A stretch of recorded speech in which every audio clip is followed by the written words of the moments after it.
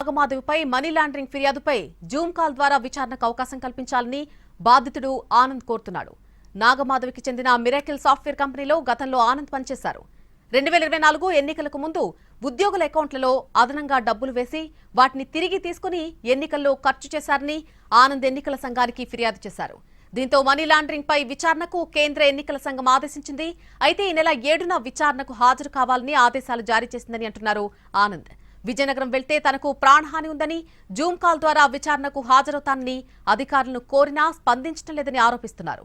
Zoom call ద్వారా విచారణకు అవకాశం కల్పించాలని రాష్ట్ర ఎన్నికల కమిషనర్ను కోరానని చెబుతున్నాడు. స్టేట్ ఎలక్షన్ కమిషనర్ ఇదే విషయంపై విజయనగరం కలెక్టర్కు మెయిల్ పంపినా పట్టించుకోలేదన్నారు. మళ్లీ ఈ నెల 22న వ్యక్తిగతంగా విచారణకు హాజరు కావాలని సూచించారని అంటున్నారు. డిస్ట్రిక్ట్ కలెక్టర్ వారు ఉన్నారు, వీళ్ళందరూ ఎమ్మెల్యేకి అనుకూలంగా రిపోర్ట్ రాసి ఈ యొక్క విచారణ నీరుగార్చాలని చూస్తున్నారు.